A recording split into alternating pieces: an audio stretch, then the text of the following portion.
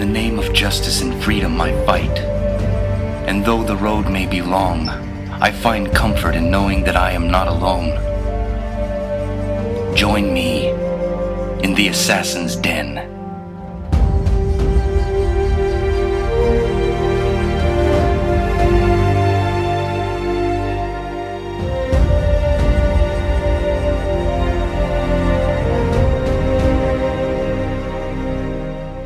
Hello everybody, welcome to another episode of the Assassin's Den. So as always, I'm Loomer, your host, along with EscoBlades. Hello, Esco. Hello, hi everyone. And today we are joined also by Pierre, who is a cosplayer in the Assassin's Creed community. He's done various cosplays of Ezio, Connor, and he's currently working on a Haytham cosplay as well. So hello, Pierre. Hello, guys. And finally, we have our very special guest that I know a lot of you have been anxiously waiting for, especially the ladies. He has an extensive list of credits in various TV series and movies, including recently X-Men: The Last Stand and Rise of the Planet of the Apes. But we in the Assassin's Creed community know him best for his BAFTA-nominated portrayal of Haytham Kenway in Assassin's Creed 3. So we're very honored to have Adrian Hough join us today. Hello, Adrian. Hello, thank you. My God, that's the best introduction I've ever had. Thank you. Oh, well. I'm happy to give it to you. Adrian, thanks so much for joining us today, and congratulations again on the BAFTA nomination. That must be incredibly exciting. It is. It's absolutely mind-boggling to me. You know, having been an actor for a good 25 plus years and never been nominated for anything. I was actually. The nomination, the information came to me. I was in the middle of doing a play reading in a tiny theater in British Columbia, and we were just about to start the reading. And I looked down at my iPhone, or my BlackBerry rather, and there was email came through from my agents regarding AC3, and I thought, oh, great. I go back to I'm going to get to do some more AC3, and I look and it said, it's just to inform you that Adrian Hough is nominated for a BAFTA, and my heart just leapt out of my chest, and tears sprung into my eyes, and I sat there for a good 10 minutes before the play reading started, looking at everyone around the table, going, oh my God, how do I tell people this? it was terribly exciting. Anyway, I'm really thrilled, and I'm going to be going. Oh, yeah. Yeah, so I believe just in case. So those take place on March 5th, which is a Tuesday. So best of luck to you on that. I know we'll all be rooting for you, I'm sure. Okay, so a note before we begin this podcast that it will contain spoilers for Assassin's Creed 3, as you can imagine, as well as the Assassin's Creed Forsaken novel, which, for those of you who don't know, is the novel that kind of chronicles Haytham's life leading up to and including the events of Assassin's Creed 3. And if you're a Haytham fan and you haven't read it, I really highly recommend you go check it out because there's so many important plot points and kind of really fleshes out Haytham's character from a lot of what you don't see in the game. Okay, so to start, Adrian, I thought we could talk a little bit, just kind of, if you could just give us a really kind of brief on your acting background, because, looking through your IMDb credits, like, it's like one of those things where you look at it, it's like, wow, this person's been in so many like movies and TV series that I just like had no idea that it's the same person. And like personally, I just also want to say thank you for portraying Nightcrawler in the original X-Men, because that was my favorite X-Men growing up. And when that episode came on, like for Saturday morning cartoons, I was so excited. I loved that episode, and I was so happy to find out that you were the same person. It's crazy. Thank you. Yeah, that was my very first cartoon voiceover audition ever. And I was in Toronto, and I'd been back from England for a short while, and because of the English background, I had a training. I lived there for 8 years, and worked in British theater and British television, bits and pieces. That I had this facility with dialects, and I saw this German character, and I thought, well, I can do that. And so I saw the script, and it was great, and I just went for it, and I got that one. And so, as far as I know, I don't quote me on this, I could be wrong, but I'm the only actor who's been both in the original animated X-Men series and in the X-Men movies. So that's my little woohoo claim to fame. Yeah, you were Jean Grey's dad in X-Men. Jean Grey's dad, right? that's right. That's awesome. Yeah, where I got to work with two of my heroes, like Sir Ian McKellen and Patrick Stewart. And yes. You think your daughter's ill, Mr. Grey? And I'll never forget that. Actually, with working with Ian McKellen was I'd seen him on the stage, and back when I was living in London, and Patrick Stewart as well, who's literally looked that age for the last 30 years that I know of, and there's one point where, like, I think I had 2 lines in that scene, and the director, Brett Ratner, goes, "It's okay." And like, I've already done about 10 takes of these 2 lines, and Brett goes, "Just one more take. And I look over at Ian McKellen, and he puts up his hand with 5 fingers on it, and I go, "5," he says, and I go, "Okay." So I knew that it wasn't. They had so much time to shoot everything on that show. Mm-hmm. But I did my Patrick Stewart impersonation for Patrick Stewart that day, and he goes, "It's much better than Brent Spiner's," he says. Much better than Brent Spiner's. So anyway, how did you get involved with acting in the first place? I was I could say I was a mime. First of all, I was like a teenager, and like really young. I took mime lessons and acting lessons. And when I was, I'm going to go back. I'm going to tell a little personal. So when I was 8 years old, I was kicked out of the choir because by the teacher, and who said that I wasn't singing well enough. So my first desire of performing was to go and be absolutely silent. So I learned mime as a kid, and by the time I was sort of 15, 16, I was, doing street mime and doing little shows for everybody that would let me do shows. And then finally, when I was about, I guess in my early 20s, I thought, I think maybe it's time for me to open my mouth and speak as well. And so I got myself into drama school in the UK, and then lived in the UK for about 8-9 years. And when I did that, though, I turned myself into a British actor. I started talking with a very phony English accent for a while, and then after about a year, I could do it fairly fluently, and then picked up other dialects as well. So I sort of taught myself to blend in to that world. Mm-hmm. And so years later, that became, when I saw Haytham Kenway come up as an audition, I thought, I know how to do that. I could do that. And as it turned out, I could. So, yeah. So I wanted to ask how you got involved with, the project that is Assassin's Creed 3, and whether you had any prior knowledge of Assassin's Creed. And I'll actually ask a community question from Kelsey Johnson, aka Joke, who asks, how was it, you came to join up with Ubisoft for Assassin's Creed 3? Did you actively seek out the role yourself, or were you scouted? Well, so as an actor, you have an agent, and your agent, finds out what people are looking for. I got about 2 years ago, actually, I was looking through my old emails. I got an email from my agent saying there's an audition for something shooting in Montreal. It's called Path to an American Revolution. And it said it's a mini-series shooting in Montreal for a few weeks in and around April in 2011. Very vague. And so I looked, of course, I IMDb'd everyone's name that was on the details, and it just said this character description: British, well-educated, upper-middle class, leader, trained killer, intelligent, strong, stubborn, ruthless, calculating. And so I went, okay, I didn't read the rest of it. And then I looked at the script. And so it was about 4 pages. And I thought, okay, this is probably a role that they will cast me in, and for a miniseries. And I went in, I did it for the casting director in the room, went to tape. And about 3 weeks later, I got a call back.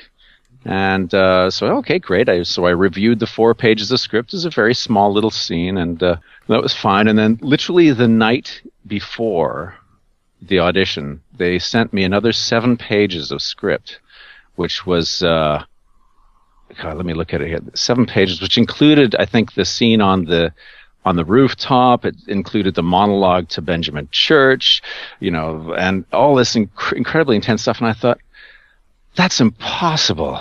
I can never learn all that stuff by tomorrow morning at 10 a.m. But I really, at the time, I thought, you know what? And I'm not going to swear right now, but I did swear at the time. To heck with it. To heck with it. I am going to do everything I can to nail this, because I know that I can.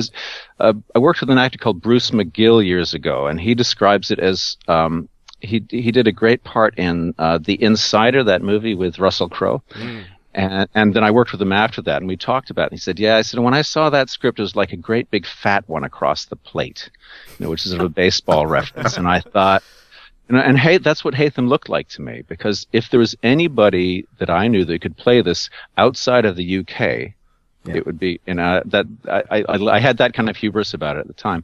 But, there are other reasons you don't get parts, like the director wants to work with, Colin Firth or, or somebody of that caliber. So but I didn't know it was a game.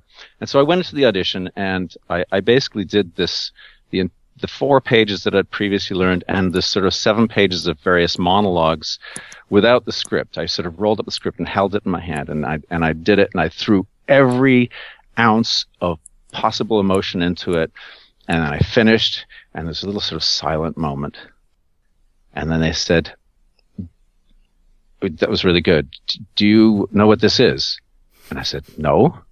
And I said, can you come over here and sign this non-disclosure agreement? And so I was like this 3-page small print thing, and I hadn't got my glasses on, but I trusted the casting director. And what was the worst that could happen? Right. Oh, my left kidney and my firstborn. Oh, So then they said, they looked at me and they said, this is Assassin's Creed 3. This, and I looked at them, and, I have to admit, I am not a gamer, or wasn't then. And I was like, okay. Great. And, so we'd really like you. Would you like to do it? It's a video game. And I said, okay. And, would you like to do it? And I said, they basically were offering me the role then, and, at the audition. So that was kind of nice, but, it was just at that point, it was just the test round, because they were just developing the game and the storylines and the characters. And so that was just for like the first test pilot of the game. And they hired a whole bunch of actors, and we did several of the scenes in I think March of that year. And we shot a whole bunch of stuff in a week. And then I heard nothing for months and months and months and months. And then I thought, okay, well, that's finished. And then I got a call saying, yes, they want you back in Montreal. They're really going to do it. So I went back to Montreal, and they had recast just about every single part except for mine. And then for about a week or 2 a month for the next year, they would bring me in and work on News Haytham scenes, and they'd hand me like huge stacks of scripts and say, okay, we're shooting all this tomorrow. And I go, okay. So in terms of how I got involved with Assassin's Creed 3, is basically the way an actor gets a job. You audition and they hire you, or they don't. So that's a simple answer to the question. Great. Pierre? Yeah, I wanted to ask, what are your thoughts on being the game's biggest secrets prior to release, and being the first playable character of the game, and during a big part of the game, as well as the first playable Templar of the series? At least in the single player. Yeah. Many Templars in the multiplayer, but yeah. First playable Templar of the single player. Well, certainly the secrecy was big, because there were little leaks, accidental leaks along the way that they got. I remember hearing about them during the filming. Yeah. And I had to be very, I just told people I was working on something in Montreal. And you have to be so careful, because, I teach kids from time to time acting, and I get brought into my local high school, and they were asking me what I was doing, and I said, well, I'm working on a video game, and they started listing all these video games, including Assassin's Creed 3, and I had to play dumb on all of them. So I said, I can't tell you. Oh, come on, you have to tell me. You have to tell me. So, but keeping it secret is hard, because you want to say, when people say, what are you doing right now? You want to tell them that you're working on this amazing character with this, amazing group of people on something which is going to be a really big deal, but you can't. So, and I was really, really excited about Haytham, because he took on this life inside of me, which, I couldn't wait to get back to every month. And, it was, as an actor, it was an incredible experience. It was really, really challenging. But how do I feel about being the first playable Templar? That's not how I viewed it. I viewed it as playing a character who's complex and had all these different emotions and different aspects to him. Like the one week I'd go and we'd shoot, like the scene on the roof where he's telling Connor off and talking about the privileged people who sitting around by themselves and make rules, and the next day the next month I'm doing a sort of a romantic scene with Dio. So I didn't actually think of it in those terms, in terms of being the first, but it certainly, once the game was released, Haytham took on this other life, which and then he was no longer mine. He was mine for a whole year and a half. And it was just me and Haytham and everyone in that room, and then he belongs to everyone else. Well, that's also my second question, and also a question from Alice H from United Kingdom.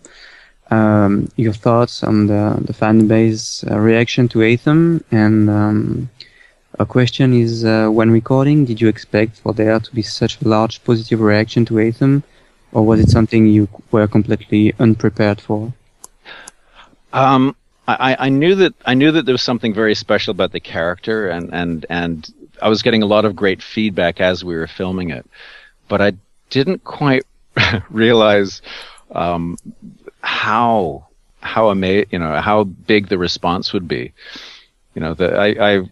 I remember when the game first came out, I walked into a video store because, you want to see how it's. So I walked in and said, how's the game selling? And say, well, why do you want to know? The girl behind the counter said. And I said, well, I just play a character. And which one? I'm playing the game right now. I'm in the first couple of hours. And I go, oh, well, then you're playing me.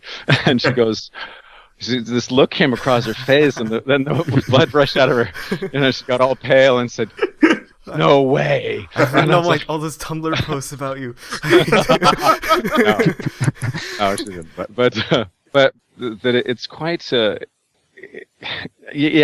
have to admit that it's sort of exciting to have that kind of reaction to something that I've done work-wise, because I know that from what I put into it as an artist and a performer, and my own personal heart, that when I was working on Haytham, I really wanted him to come across not as some kind of cartoon character, but as somebody who is a deep, complex person who's not just the bad guy and not just some kind of romantic hero, but some weird combination of all of those things.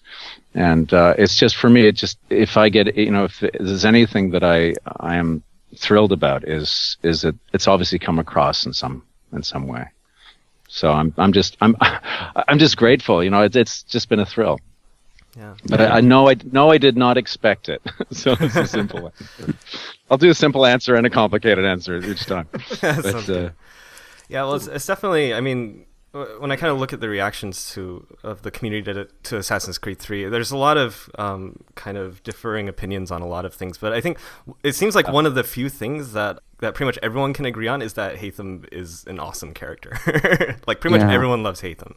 It's crazy, and it's really cool. And one of the things I really loved about, I could quibble about various parts of the story of Assassin's Creed 3, but one of the things I think was done really well was the whole just portraying the Templars as kind of not just evil bad guys like cartoon characters, like you said, but actually kind of, letting you play as them and kind of see their motives and everything. And Haytham especially blurs the line a lot. But going back to what Pierre was asking earlier, I was curious about, he was talking about being the first playable character of the game, because it kind of reminds me a little bit of Metal Gear Solid 2 in a way. And I don't know if you're familiar with this at all, but it was advertised as a game that starred Solid Snake, and everyone was really excited for it. But it turned out like the last, maybe 3/4 of the game was actually playing a new character called Raiden, and it was kept completely as a huge secret, and it blew a lot of people's minds. And it's kind of like that, but I think Haytham is much better received than Raiden was in Metal Gear Solid 2. But did you know that you were going to be like the first playable character? Like everyone's expecting to play Connor from the start. Yes. And did you feel like were you kind of like nervous about that, about how that would be received? Well, no, I wasn't actually. What I was nervous about was, arriving every week and having, hundreds of scenes to learn and perform, and it's not like if you're shooting a film, you have you shoot maybe 3 scenes in a day. I mean, I just did an episode of Supernatural, and there was one day which was just all one scene. When you shoot motion capture, which is what we did, you just shoot scene after scene after scene. There was one day we shot 38 scenes. So the pressure that I felt was the pressure to get through 38 scenes in a day and have monologues in 5 or 6 of them, So and to maintain performance and to maintain emotional connection and to, basically we block the scenes on the day. It's not like you rehearse them for 2 weeks like you do in a theater. You get there and you have your lines learned and you do it. So the pressure that I felt was more of that, because whenever I do anything, I want it to be the best thing I can do, right? They've hired me to do a job, and I guess the professional in me wants it to be the best thing I can do. So and there's all these challenges you're met with, with the motion capture. It was, the helmets and the cameras and the time pressure of having all these scenes to do. So that's the pressure I felt. I didn't feel a pressure for anyone to like me or dislike me, or I was like, the pressure was to maintain my employment. so that sounds like the right priorities to have, I think. Yeah, well, early on in my career, I had a chance to meet people like Sam Mendes, American Beauty director, and Steven Spielberg, and none of those guys hired me when I was young. Because I was not ready, and I was terribly nervous about meeting people who could maybe give me a big opportunity. And it wasn't until, as an actor, I turned my focus towards how do I make my work the best.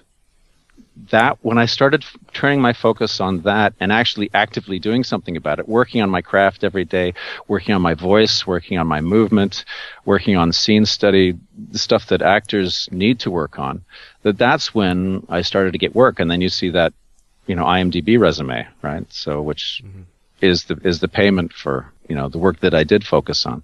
So it's maybe not the game answer, but but I'm just taking the question and I go, well, I don't know if I can answer that question. Yeah, no. I think what was the question? What was the question again? What was the first thing? Yeah. No, I think that's a great answer. It's great advice too, I think, for people that are. I think that's great advice for anyone doing anything. It's like at some point you have to. It's good to have feedback, but at some point you really need to just focus on doing the best job you can and just kind of, not really worry to some extent what other people think about it. Yeah.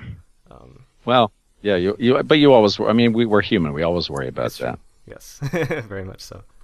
So I wanted to ask sort of about, bringing the voice and the physical mannerisms of Haytham as a character, because, and apologies for the mistake I made before we started recording. Oh, no. I thought you were American when you're actually Canadian, but you do have a phenomenal British accent, I have to say.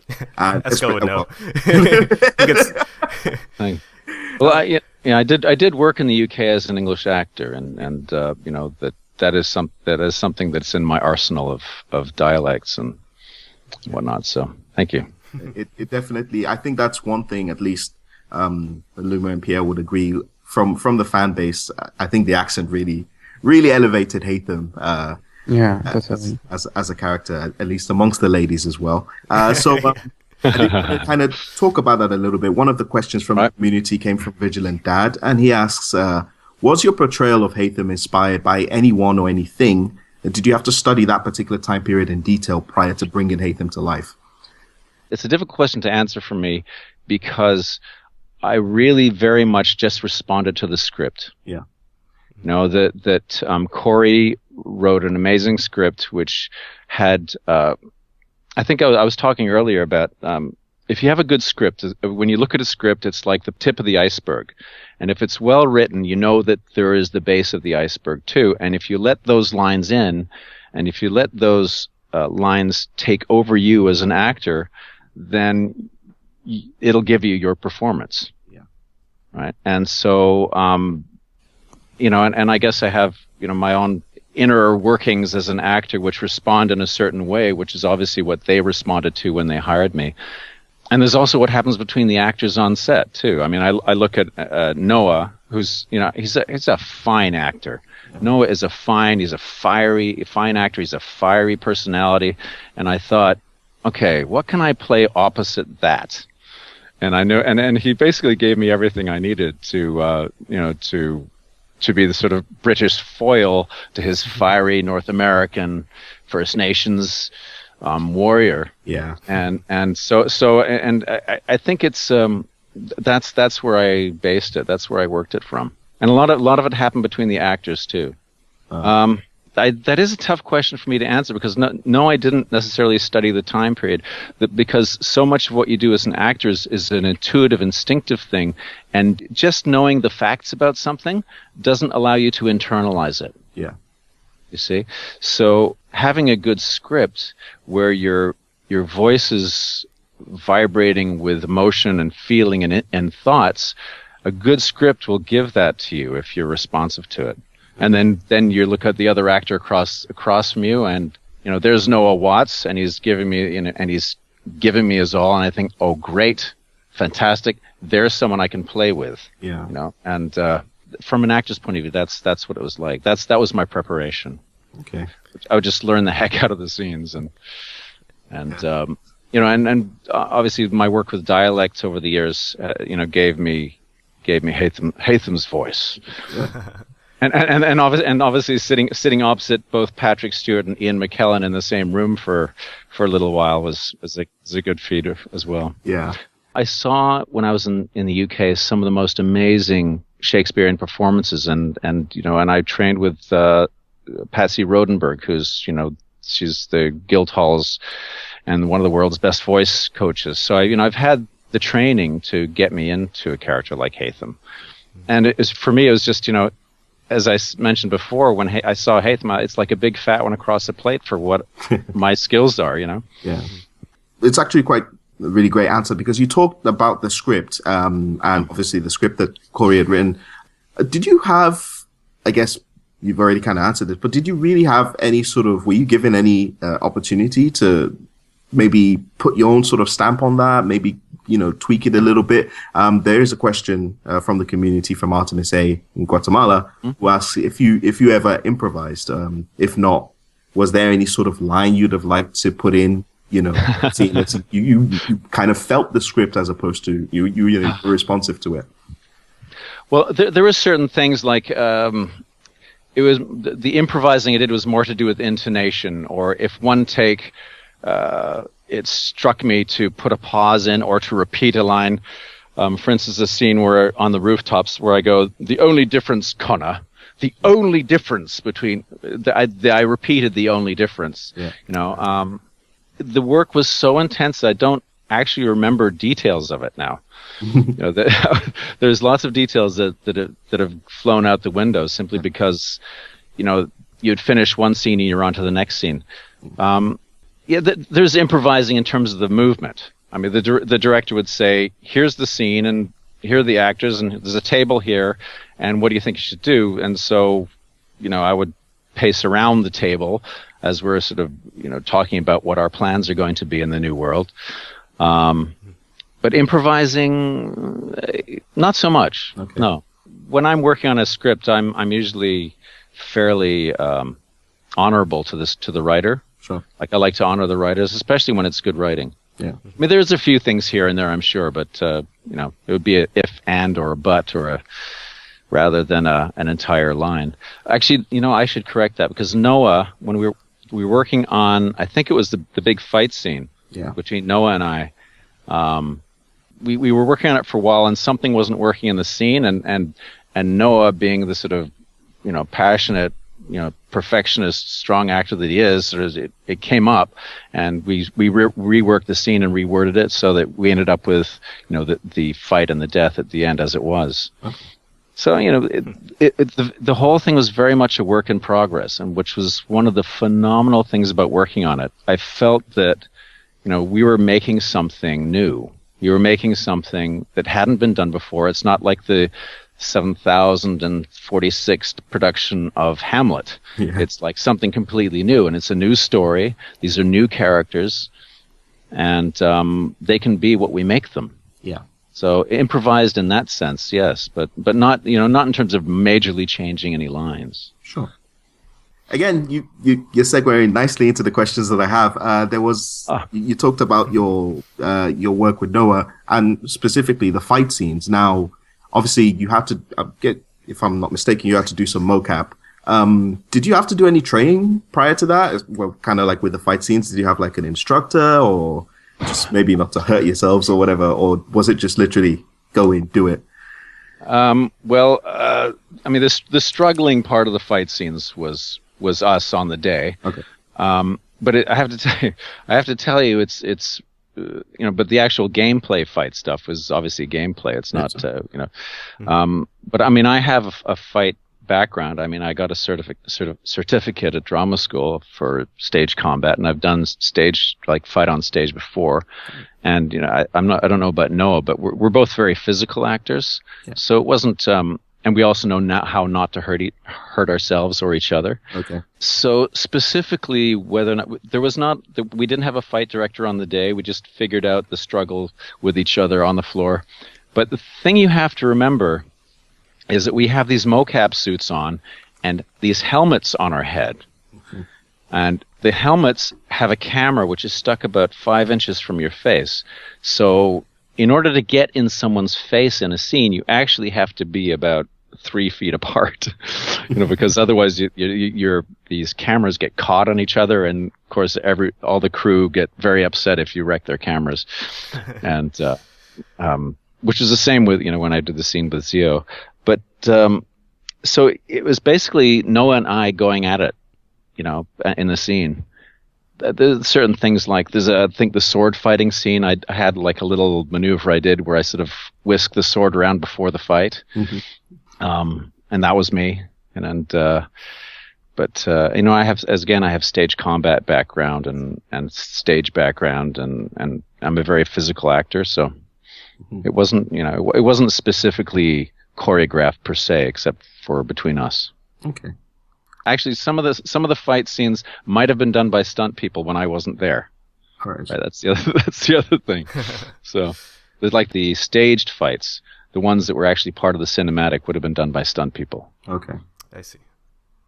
And then another question again, and you've kind of talked about this a little bit in the previous questions, is your experience with the other actors. There's a community question here from Florence in the UK who asks, or who says rather, Haytham and Connor's interactions were to me the very best part of the game. Each scene they shared had a tense sort of energy. Was that down to writing, or was it something that just happened naturally between you and Noah as you played them out?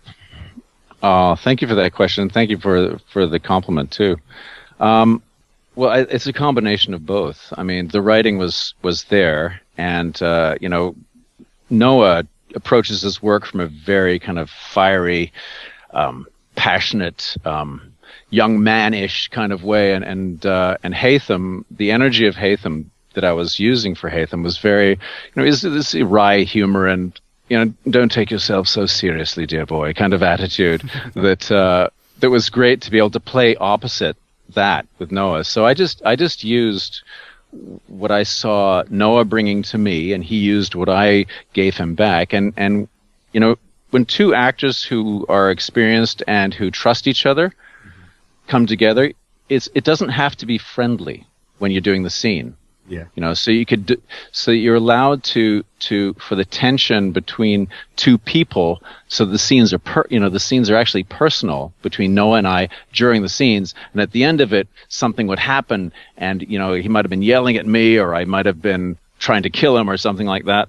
And at the end of the scene, if we knew that we got it, if the scene was right, we'd sort of give each other a high five and say yes, And so, and we went out for an evening of drinks afterwards, and socially it was great. But the wonderful thing about working with an actor like Noah is he brings a lot to the table, and I feel like I brought a lot to the table as well. And when we get together, our actors can work together from different places, and I think that's what came across. Yeah. It actually kind of reminds me of when we interviewed Noah for the last podcast. He talked about how someone had kind of taught him that acting is about like your reactions to other people, and I think this is also in the context of having great people to work with, and how it kind of just brings out the best in everyone, I think. So I think it seems very applicable here as well. I have to say, when I saw him and when I started listening and playing with him as an actor, I thought, oh, good. I thought, great. Here's someone who is going to bring it, and because the temptation is, I guess sometimes when it's something like a video game, I think sometimes the temptation could be not to to give it a full performance. And you've got a lot of things working against you as an actor in a situation like that. First of all those wonderful, incredibly animated sets that you see in the game are not there. There's an empty room. You're wearing this helmet with a camera in front of your face, and there's a bunch of other actors, all of whom look like you, and they've all got dots on their bodies wearing black tights. And it's not exactly, you have to actually pour your imagination into the scene. And it's nice when you get another actor who can also do that. You know, because it's a lot of some of the stuff I did with Haytham early on, before I met Noah and did our scenes, was actually by myself. So, or just with other local actors who live near the Ubisoft studio who aren't the real characters playing the roles. So I am embellishing them with qualities of an actor and a person that I haven't met. So there's very much acting in a vacuum that goes on when you're working on motion capture. So it's awesome to actually face the actor who's playing your son and realize that he's got a lot of stuff to bring, and you can work with him. It was awesome. It was great. And Neil, I should talk about Neil a little bit. Neil, who plays, where is Charles Lee? Neil, who plays Charles Lee, is this, he's built like, can I say brick shithouse? Yeah. He's like physically strong. He's a powerful physical guy, but he's incredibly funny and a quirky actor. So, scenes like when I, bring him into the Order of the Templars, and I have to put this ring on his finger. He gives, like, it's a long scene for me too. Like it's this big long monologue, and there are a few times when I could not get through it, and I have to tell you, Neil did not help me. Okay, he would sort of twinkle at me or give me raise an eyebrow as I got to the tricky part of the speech, and he's just like, I do. That's right. Don't go there. That's the Tumblr world. Yeah, sweet. You don't want to go there. But he's again, Neil's a terrific actor, but he's much more playful than someone like Noah, who's very serious in that very kind of solid, almost method manner. Whereas Neil comes at it from more of, I guess, a Canadian-British kind of theatrical perspective, where it's just a game. But don't take this too seriously, my friend. That kind of thing. We can't take this too seriously. It's only acting. And but again, when push came to shove with someone like Neil, Neil brings it as well. I mean, they hired some fantastic actors to work together on that show. I have to say, it was just a pleasure. But again, it's working in a vacuum. And when you're working in a vacuum, you want to be able to look over there and see someone that's in the vacuum with you. And it looks like it turned out well. As long as we can find Charles Lee, it'll be fine. So the second community question, which is kind of related to the first one, was from Mama Alpha in St. Louis. And she asks, how was it working with the voice actors who came to comprise Haytham's team? Did you guys have any fun moments behind the scenes, even with Noah or anyone else on the Ubisoft crew? So. Yeah, well, the Ubisoft crew were a lot of fun. There was they're obviously from a different world than us actors. Like, you have to imagine like bringing people from whole like different planets and putting them together in one room, because there's those who are very good at the motion capture technology, because we'd see the big motion capture screen with our dots and lines on a screen on the corner, and then there's another bunch of monitors that people would be looking at, which had our faces in them. And as I said, they hired some really good actors to work together, and we basically played. It's like playtime. It's very serious playtime.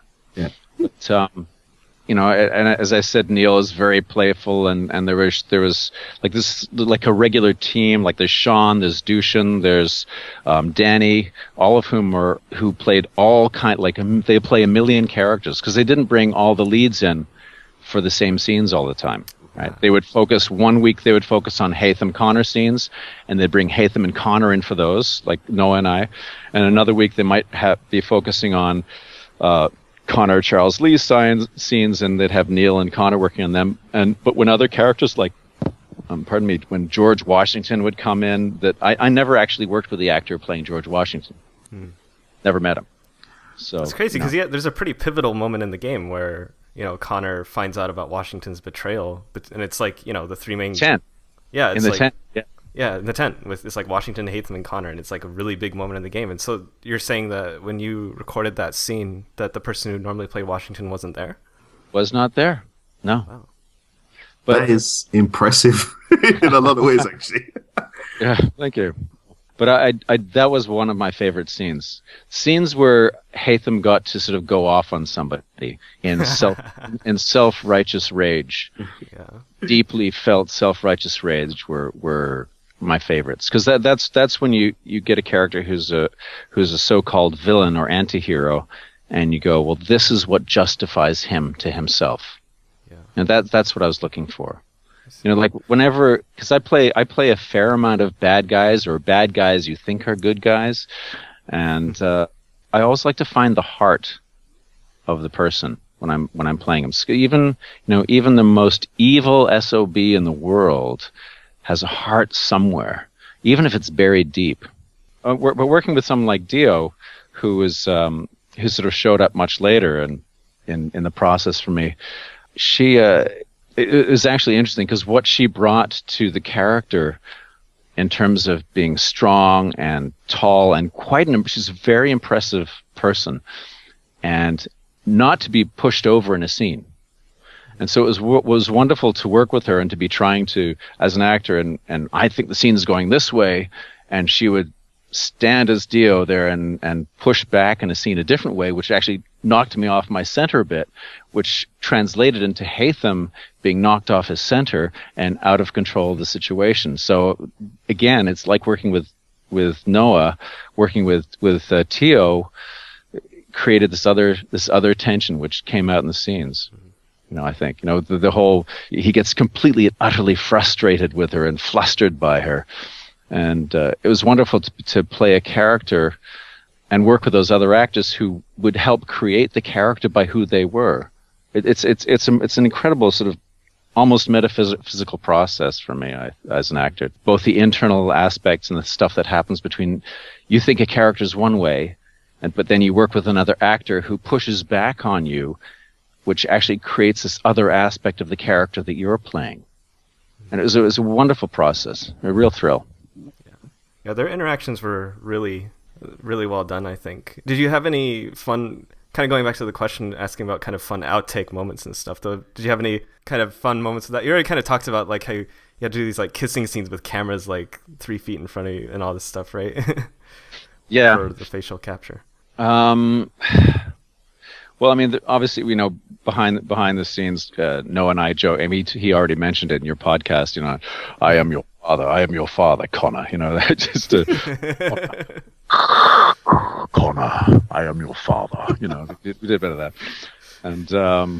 and Neil's always joking around. He's quite a card, but there's so much to do and something like that. You can't mess around too much because you have to get through 38 scenes today before 5:30 at night, and when they close down the studio, and we better be done. So, I won't talk about when we all went out for drinks, because that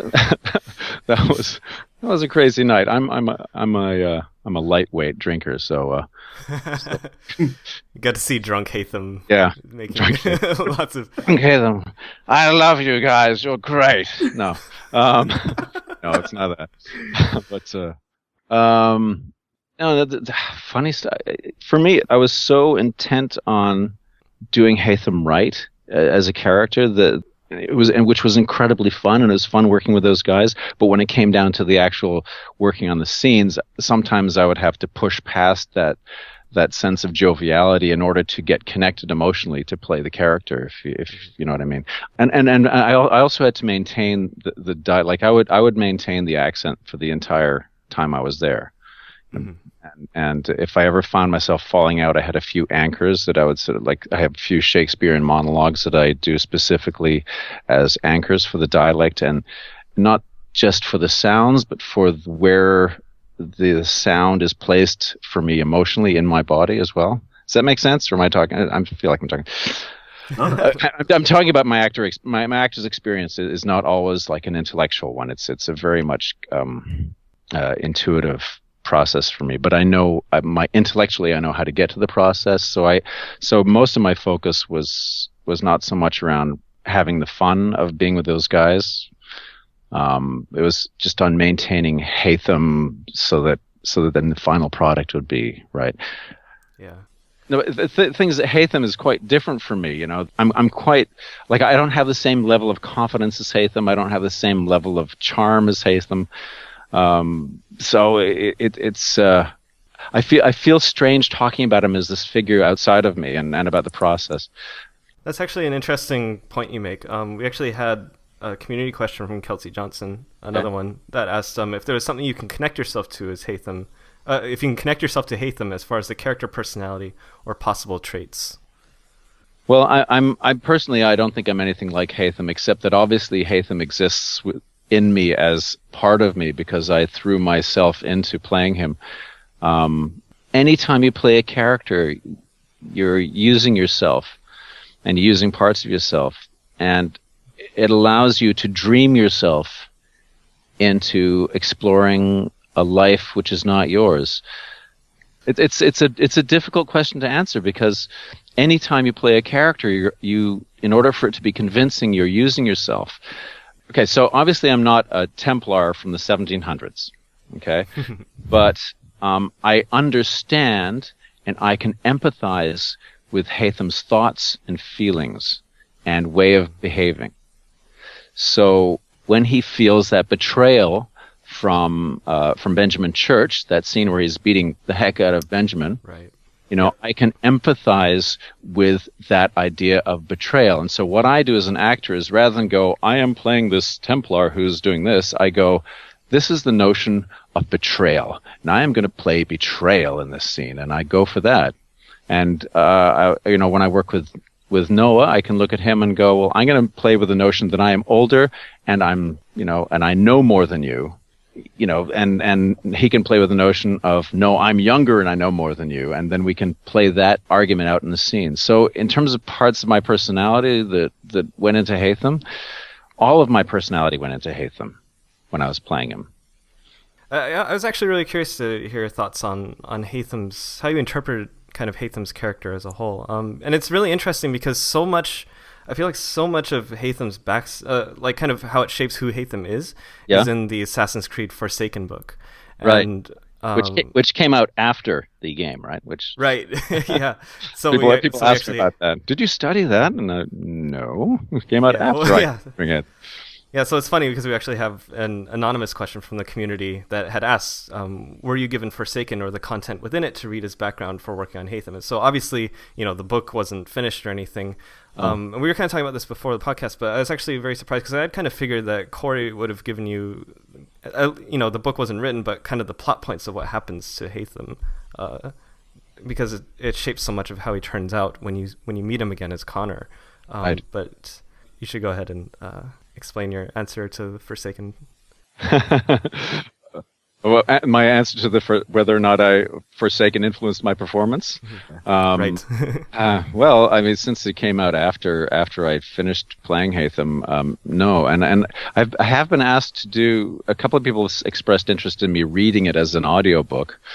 In Haytham's voice, which I may be amenable to if someone actually came and offered me that. That'd be amazing. It'd be a lot of work, though. It is a lot of work. How many pages is that? But I do have friends who do audiobooks, and they, you literally don't see them for days, and you text them or something and say, "Can't talk, doing audiobook." That's it. But you weren't even given you weren't even given Haytham's backstory, right? As far from Corey, the betrayal of Reginald Birch, kind of his history with his half sister and Jim Holden, and all that stuff you had no idea about. All that stuff I had no idea about. I have this weird kind of theory that this, first of all, there are the animators and there are the story writers, and they bring in the actors, and this world and these characters came to life. We each bring our own little knowledge and our own little skills to something, and what ends up happening is this bigger picture, which you, as the people who've watched it and played the game, and read the book, then asked questions about, well, I only know my part, right? And I've brought this little bit to the story. I'm inside the story. I'm inside the scenes. I'm not looking at the whole thing from the outside. And that's actually what you have to do as an actor. You know, you can't sort of look at it from the outside and intellectualize about it. You have to somehow internalize and emotionalize what's happening. So I can, you know, look at the scenes and I can read the scenes, and the scenes will, the words will suggest things to my emotions. They will suggest things to my delivery. You know, that he plainly is British, you know, from the way he talks. And so very much what you saw was my response to the script. The very first day, I have to tell you the story. The very first day that I went in when we were doing the test, you know, they went down into the dungeons of Ubisoft, and we were in this sort of brick-walled room, and they started throwing all these presentations up. And I'm sitting there with a script, probably about 100 or so pages, thinking, tomorrow I have to start shooting this 100-page script, and I have to get it off book. That's what I'm focusing on. And meanwhile, all these guys who are in their 20s and 30s, I felt like I was in the middle of the Facebook movie. You know, you know, everyone is talking a million miles an hour, and they're all like strung up on like several cups of coffee, and they're showing me all these videos of and referring to all this stuff that I really didn't know about, and so all I could think of was, how am I going to get through all these pages of script? And so I just basically narrowed my focus into what was happening in each individual scene, and hoped and trusted that my theatrical skills, my acting skills, and my intuition, my emotions would take over, which fortunately they did. So I mean, all that other stuff that's in the book and the history, I got the notions of from the script, from what was said to certain people in the script. So that in the scene with Washington, I could play, so this is the guy that this is the guy you want to follow. You know, that this is who he really is. And I know what that scene's about because of that. Not so much about because so-and-so, you know, messed around with such and such a person and then dated so-and-so and got his wife pregnant or whatever the rest of it, right? You know, so what I focused on what's playable in the scene. Yeah. I'm really fascinated by that, because I thought for sure that you had been given some kind of background on it, because I'll tell you, when I was playing the game, I was kind of struck between kind of the difference, and there's a difference between you can tell the difference between Haytham's personality when you first play as him, and then there's, you know, several years in between, and then you meet him again through the eyes of Connor, and it really struck me, you know, because you see in the beginning how angry he gets about kind of like the brutality of characters like Silas and Edward Braddock and stuff. But then when you're playing as Connor, and Haytham is just kind of nonchalantly just like slitting people's throats, and Connor gets really angry at him for that.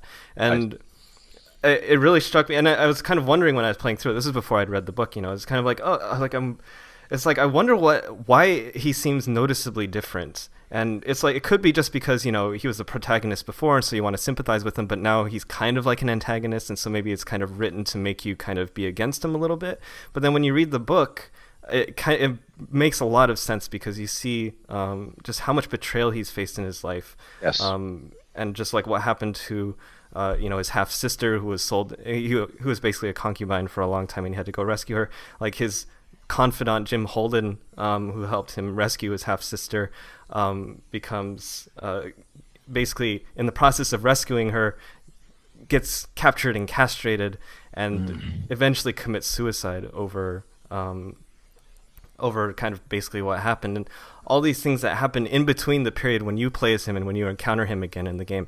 And it becomes and there's a moment in the book where he's rescuing Jim Holden, who, after he had been captured, helping them save Jenny Kenway, where he basically just torches the entire, I think it's like a monastery. I can't remember. It's been a little while since I read the book, but he torches the entire building, and then as all these priests come out, the priests that were like performing the castrations and turning them into these eunuchs, like he just starts slaughtering them on the way out. And that, to me, really kind of was, when I read that, it kind of struck me as kind of the turning point for Haytham's character, right? Where you can see kind of what drove him from how he acted in the beginning when you played as him to kind of he's very much a very hardened person, I think, when you meet him again. Yeah. Because he's just faced so much betrayal in his life.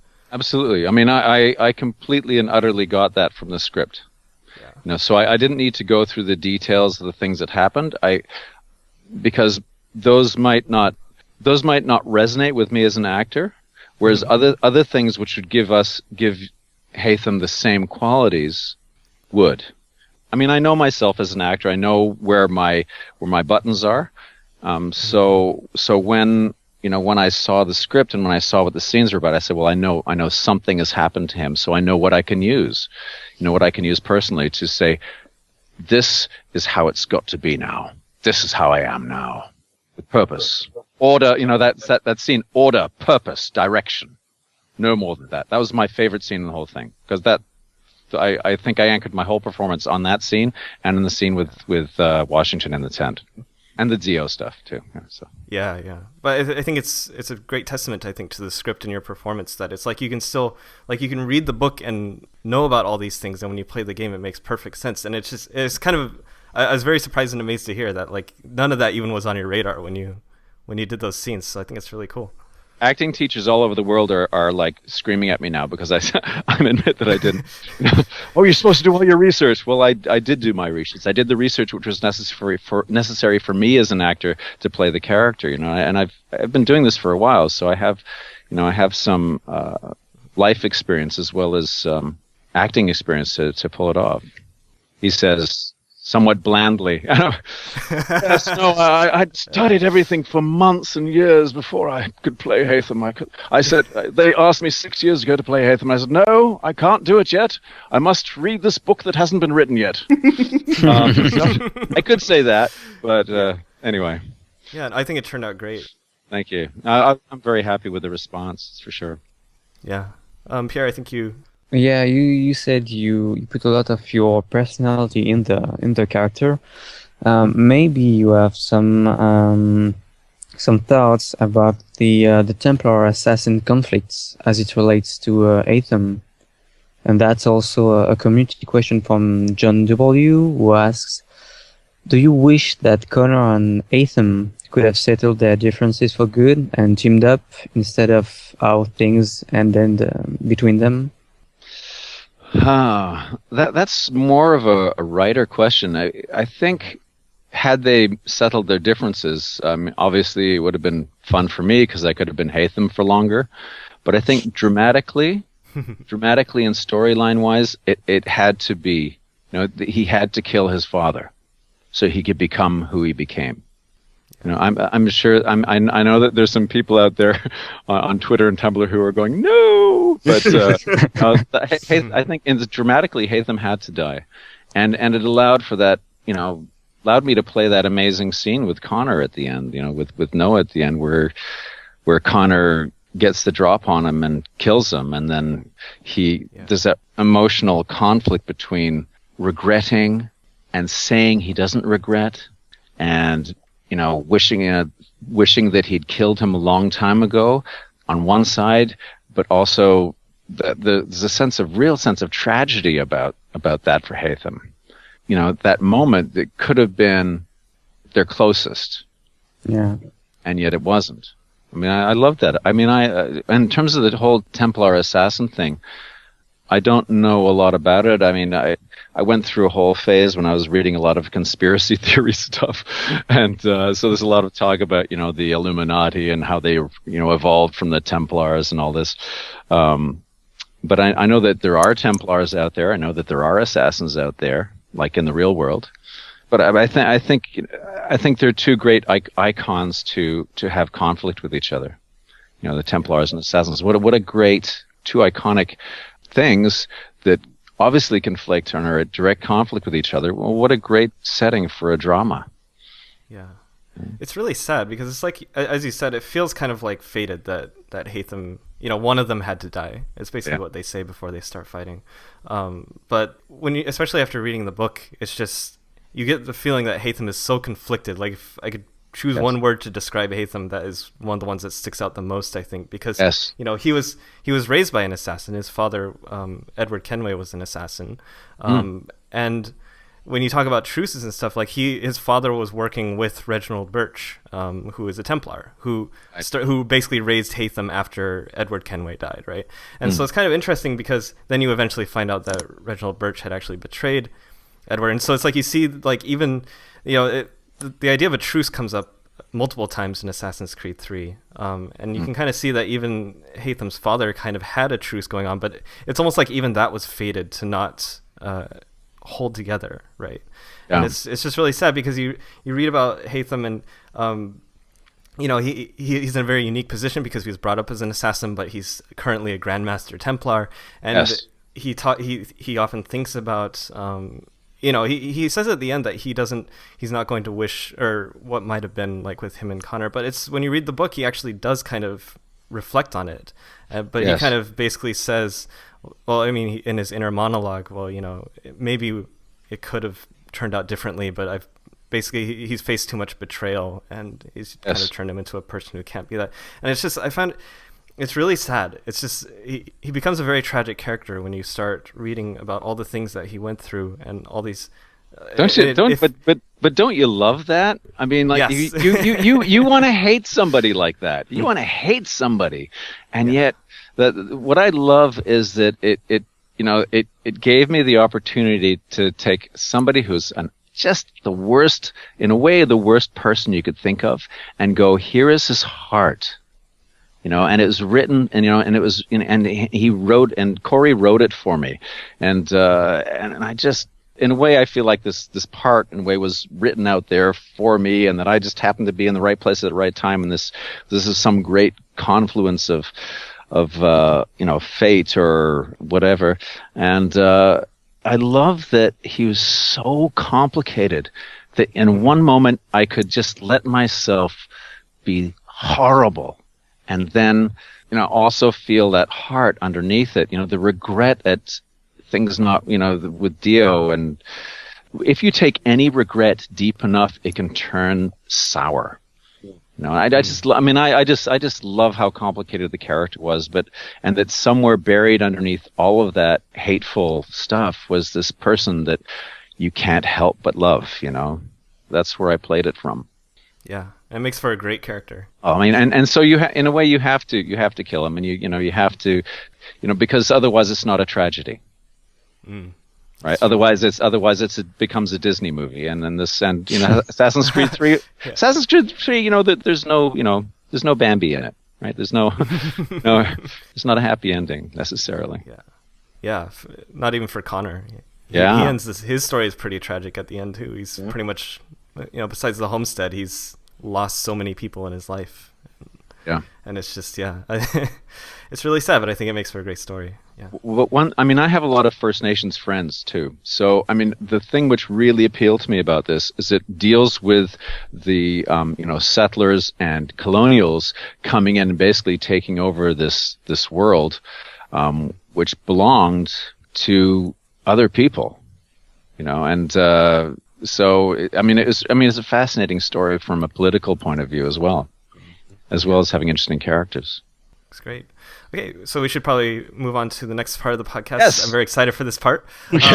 So we have a question from someone named Heard It Both Ways, who asks, favorite Haytham line and moments. And I was hoping we could kind of go around the table here and kind of all list off our favorite lines and moments. So why don't we start with you, Adrian? You kind of already talked a little bit about your favorite moments and lines, but if you could just reiterate, or if you have any further thoughts on it. But actually, my favorite line in the whole thing was at the end of the rooftop scene, when he goes, "The only difference, Connor, between myself and those you aid is that I do not feign affection."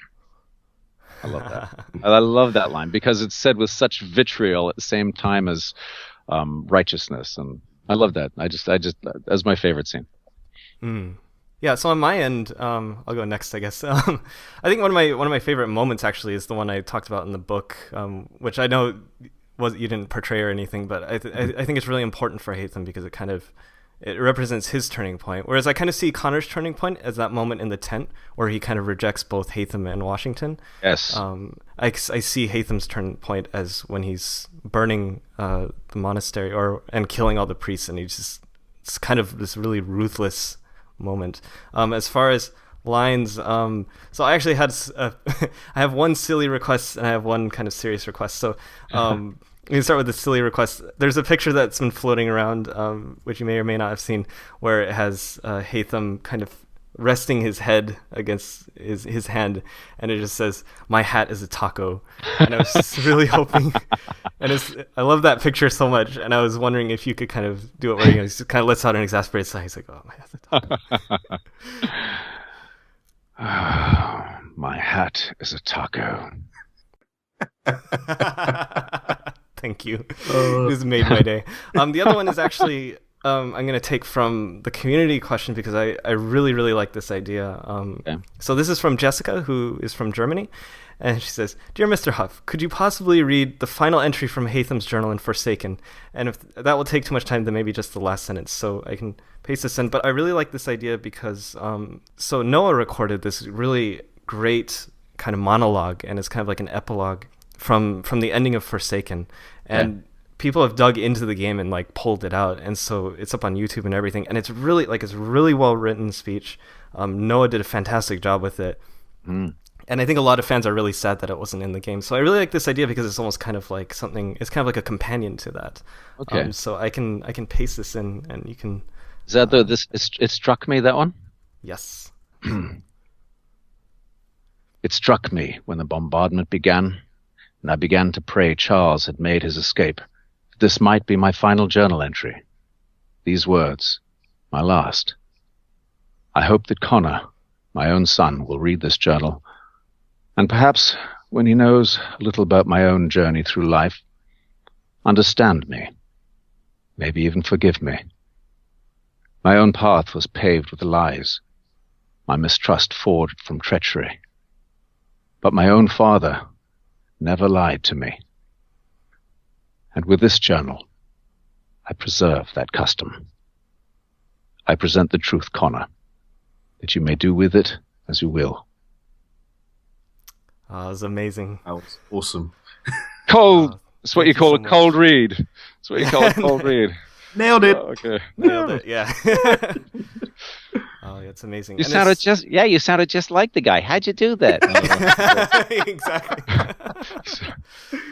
Oh man, I love that, and I love that. I love that line too because it really kind of gives you the insight. You know, the part where he talks about his own path paved with lies, his mistrust forged from treachery, and it's just so sad. And Yes. I love that. So I mean, the whole thing about the script that's in there is that all the stuff that you're talking about, the history, is the subtext of the scene which you see. So what you see in the scene, all that subtext, that history stuff, is there and plays in the scene as stuff which is going on underneath the surface for the characters, right? Exactly. So that's what the point I was trying to make before. Yeah, and I think it's great. I think it turns out it works really well. Oh, good. Great. Okay, Andy. Okay, so mine comes from the battle, the fight scene rather, that Haytham has with Connor towards the end. And while the actual full quote itself is quite long, it's a bit where he goes, "We require no creed, no indoctrination by desperate old men.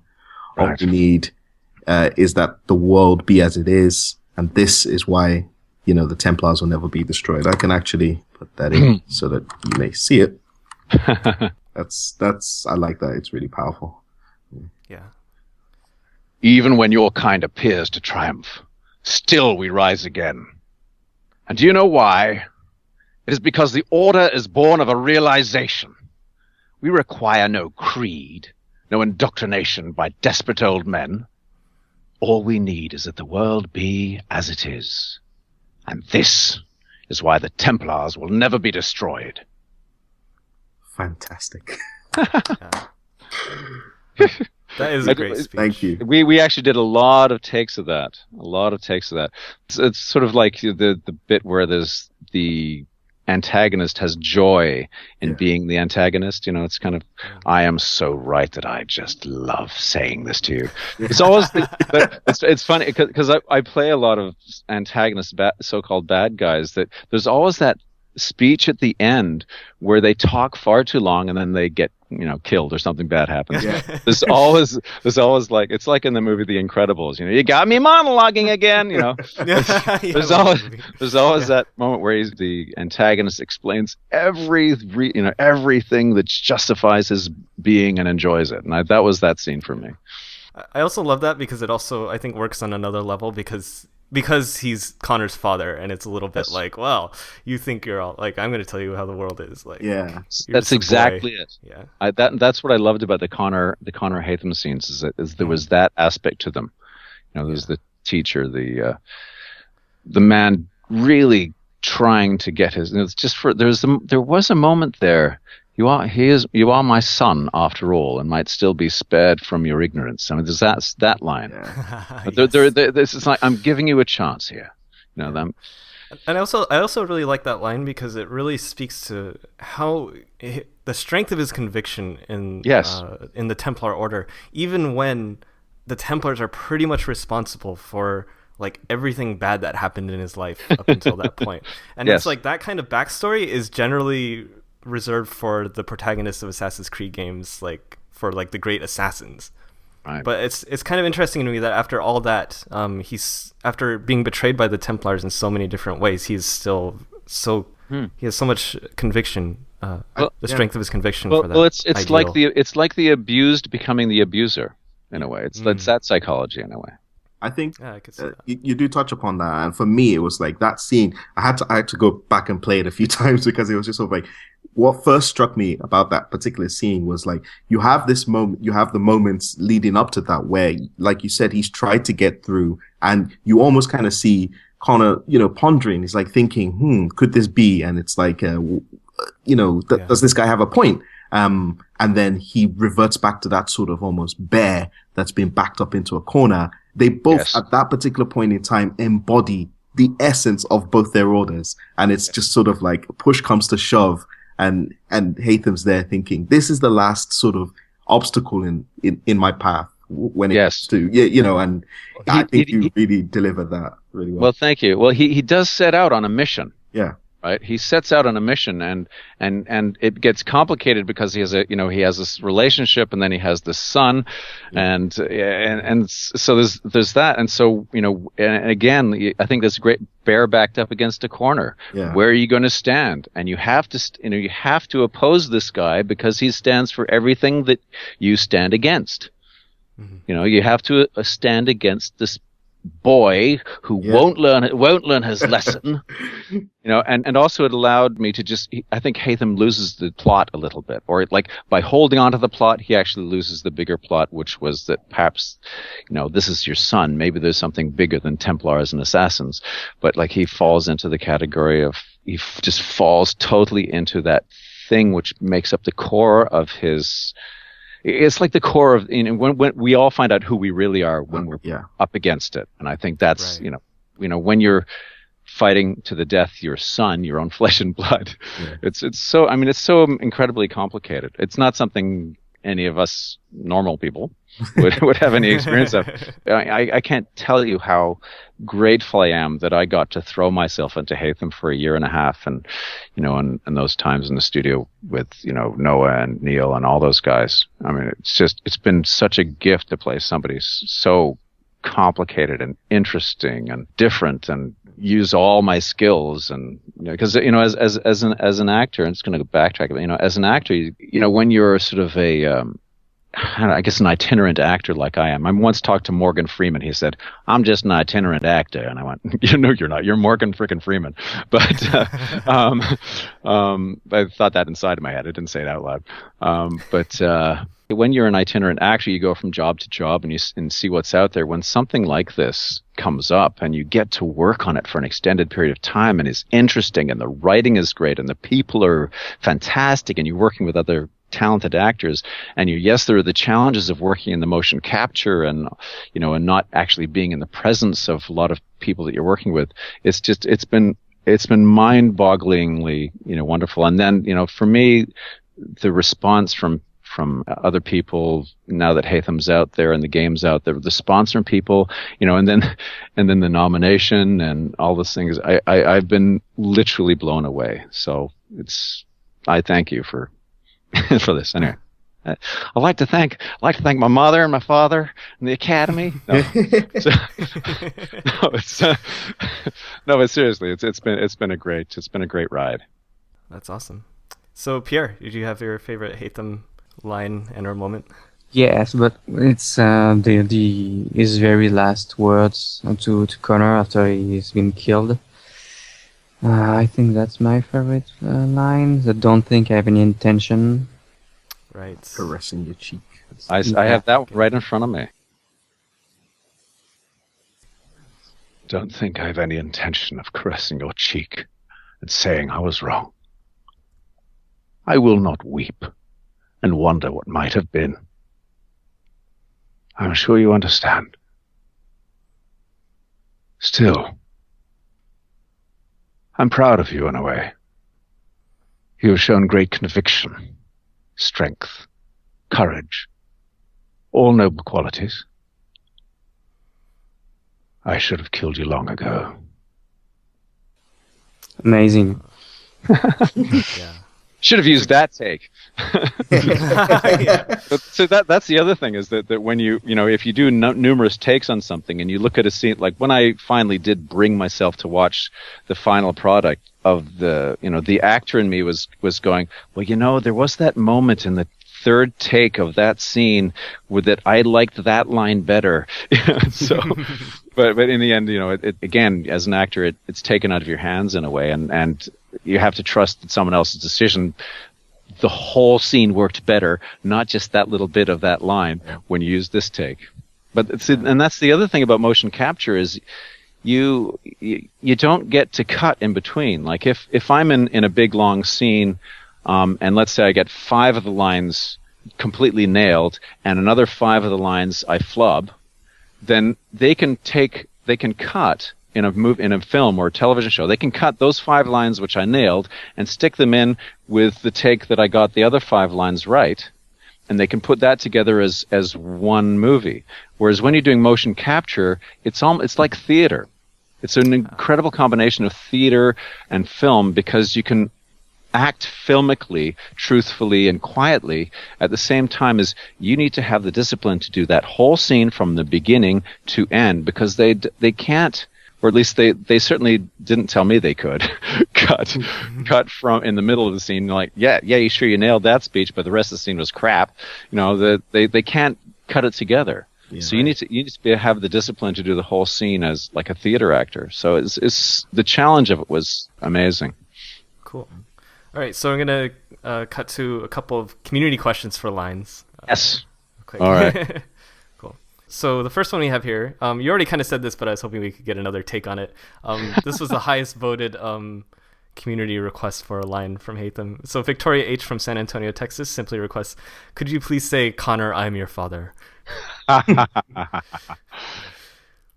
Connor, I am your father. Like I said, awesome. The way I did it with Noah it was more like a I am your father, Connor. That's awesome. I would have loved to have been there when you guys are doing that. It's been funny to hear. Okay, so we have another one. These are all pretty quick. Stephen Douglas from Newcastle says, all I request is that you please ask him to say 1,000 pardons. I just love that. I remember that scene.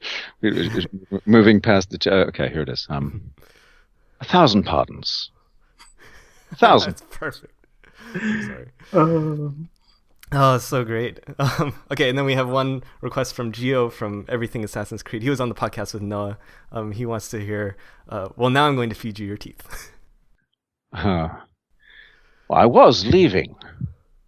Now I'm going to feed you your teeth.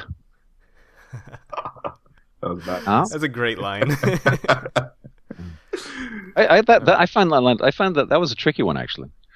I was gonna say, I just love how kind of nonchalant it is. Like one of my favorite movies is Kiss Kiss Bang Bang with Robert Downey Jr. and Val Kilmer. There's like this moment in there that I love where he's just like, "I'm gonna break your nose now." He just like Yes. his face. Actually, I have to say the good direction I did get from because I'm partial to those intense moments. The good direction I got from Dave Wilkinson, who's the Australian director, was no, he's really cool. He's like James Bond, just relax. And so he basically cued me into from all those sort of nonchalant, sarcastic, witty Haytham moments was that was a great direction I got, which allowed me to go to the other side of it, which was now I'm going to feed you your teeth. Fact. This is the way it is. There's almost like an inevitability, kind of like in his voice. It's like, this is going to happen. There's nothing you can do about it. And he's just cool. It's like, yeah. And I think it's hilarious that now we have both you and Noah who have done Dave Wilkinson impressions. But like when Noah was talking about that line, like where like I will not die today, the same cannot be said for you, and he was saying like Dave Wilkinson was saying the same thing. It's like, oh yeah, he's like, it's just that's how it's gonna be. Like it's just a matter of fact. Dave is always like he's shrugging. He's like, yeah, it's just the way it is. Just do it. Just give it. Just give it. Give her. It's like, all right. That's awesome. Okay, cool. Well, that was awesome. So thanks. So we'll get through a couple last minute community questions that we didn't get to in the main podcast, and we'll wrap this up. So absolutely. Let me see here. So we had a question. I'm not sure if you quite answered this when we were talking about it earlier. This is from, I think it's Bels Morte in Argentina. Hopefully I said that right. Who asked, were you aware from the beginning about the Assassin Templar plot twist, or did they wait until they couldn't hide it anymore to tell you, and so that you'd be surprised, just as surprised as we were, basically? Well, actually, I think I probably discovered it in the middle of doing the scene, to be honest. In the middle of doing the scene with, you are a Templar, and I was like, what? You and Desmond and everyone else is just like, what? Oh, snap. Snap. No, I think, again, they only fed me little pieces of the script. Again, I feel like the whole thing was a process, whether the whole script was ready, a year ago or not. Don't forget that when people are making movies, sometimes, I've heard Matt Damon talk about this, sometimes they send, stars and directors off without a script. And so scripts develop, and I like to think that the script developed as we worked on it, and as, I did some of my Haytham performance, but certainly that plot twist must have been in there. They must have known about that for a long time. I, however, did not. But once I did, I kept it to myself. I mean, I've never had to keep a secret so long in my life. Cool. All right, so we have another question here from Calvarock from Canada, who asks, this is kind of about the ideologies in the game, I guess, but do you think that Haytham's view is wiser than the assassin one? As the actor, I had to. In the scene, I absolutely committed to being the most righteous and the most right. But I guess personally, from what you know of the Templar and assassin ideologies, especially since this game was very much meant to kind of blur them a little bit. Yeah. Well, personally, I think all ideologies. I mean, personally, I have personal political and environmental beliefs. But personally, I think that all ideologies are ideologies, and they don't necessarily reflect the whole truth about something. Mm-hmm. So I wouldn't come down on either of those camps. I would say that maybe both camps hold a piece of the truth. Okay, I think that's probably a fair assessment. Yeah. And you can even see throughout the games they kind of get they change over time. They get perverted in some ways, especially with the Borgias. This is in the previous games, and it's different. And so there's a lot of gray area. And like you said, the truth probably lies kind of somewhere in between.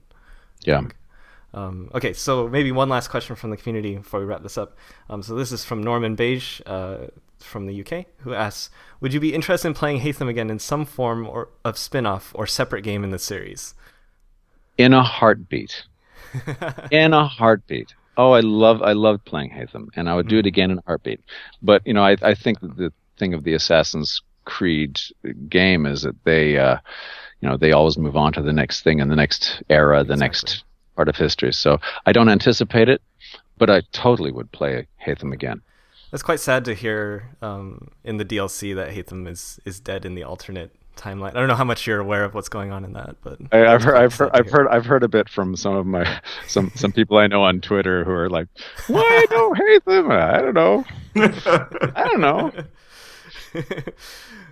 So, all right. So before we say our goodbyes, why don't you let us know what's going on? What's next for you? I mean, you're going to be going to the Baptist very soon. I know you said you just wrapped up some scenes for Supernatural. What can we expect to see you in next?